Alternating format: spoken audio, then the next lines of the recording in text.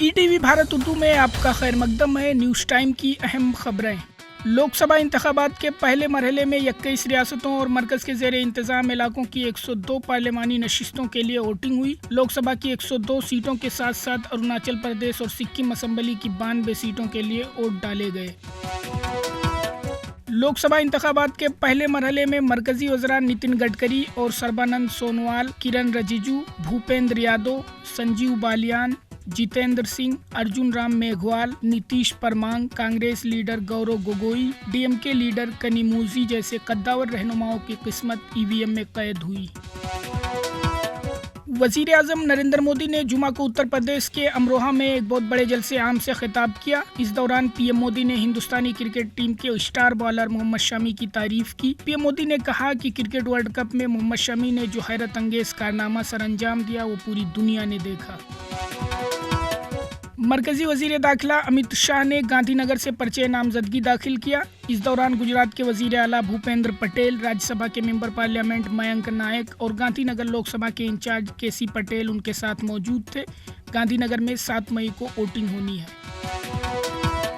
कांग्रेस सदर मल्लिकार्जुन खड़गे ने ट्वीट किया और कहा कि हमारे आईन और जमहूरियत की हिफाजत की लड़ाई आज से शुरू हो रही है। लोकसभा इंतखाबात के पहले मरहले में वोट डालने वाली 21 रियासतों और मरकज़ के ज़ेर इंतज़ाम इलाकों के मेरे प्यारे शहरी, मैं आपसे अपील करता हूं कि अपना वोट एहतियात से डालें। पहले मरहले के तहत जम्मू और कश्मीर की उधमपुर कठुआ लोकसभा सीट के लिए वोटिंग हुई। पिछले आम इंतखाबात के मुकाबले इस बार यहां के लोगों में हक के राय दही को लेकर ज़्यादा जोशो खरोश दिखाई दिया। नेशनल कॉन्फ्रेंस के नायब सदर उमर अब्दुल्ला ने कहा कि BJP जम्मू और कश्मीर के लोगों के दिल जीतने में अभी तक नाकाम हुई है। उन्होंने कहा कि कश्मीर में BJP अपने उम्मीदवार खड़ा नहीं कर रही है, लेकिन उन्होंने मैदान नहीं छोड़ा बल्कि वो पीछे से लगाम पकड़े हुए हैं।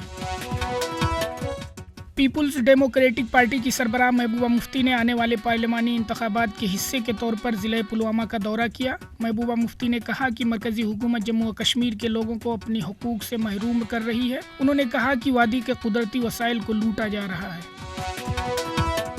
इंटरनेशनल एटॉमिक एनर्जी एजेंसी ने तस्दीक की है कि ईरान की जौहरी तंसीबात को कोई नुकसान नहीं पहुंचा है। एजेंसी का बयान ऐसे वक्त में सामने आया है जब इसराइल ने जुमेरात की रात तेहरान पर ताज़ा तरीन मिसाइल हमला किया है। फ़िलिस्तीन को एक मरतबा फिर अक़वाम मुत्तहिदा की मुकम्मल रुकनीत हासिल करने में दुश्वारी का सामना है। फ़िलिस्तीन को मुकम्मल रुकनीत की सलामती कौंसिल में पेश की गई करारदाद को अमेरिका ने वीटो कर दिया। खबरों के ताज़ा अपडेट्स के लिए ETVBharat.com लॉगिन करें।